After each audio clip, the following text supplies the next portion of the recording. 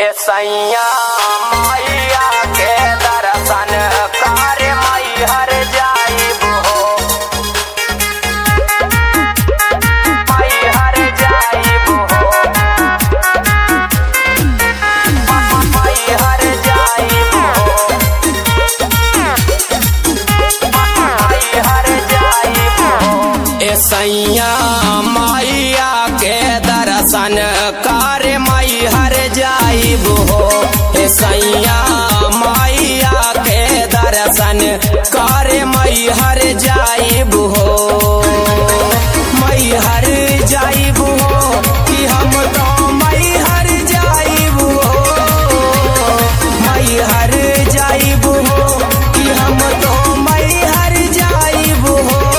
सैया मैया के दर्शन कर मैहर जाइब हो, सैया मैया के दर्शन कर मैहर जाइब हो।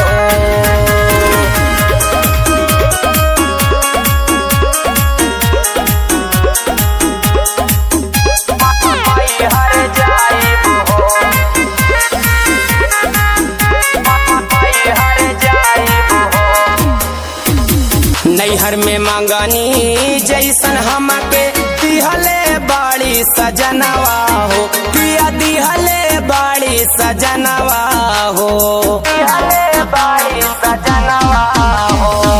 उनके ही कृपा से खेलत बाटे गोदिया में लालनवा हो, हरे गोदिया में लालनवा हो।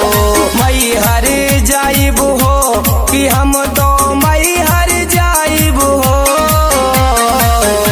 कि हथवा जोड़ी माई के सोझवा हम तो माथवा नवाइब हो। सैया मैया के दर्शन कर मैहर जाइब हो,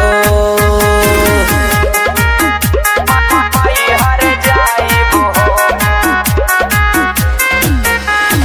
मैहर जाइब हो।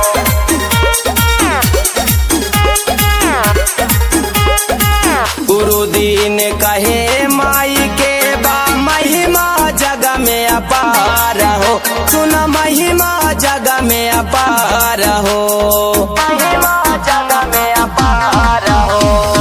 भर देली झोली सबके जे भी जाला इनके दुआर हो, सुन जाला इनके दुआर हो। मैहर जाइब हो कि हम तो मैहर जाइब हो, गुरुदीन चौहान संगे पचरा गाइब हो। सैया मैया के दर्शन कर मैहर जाइब हो।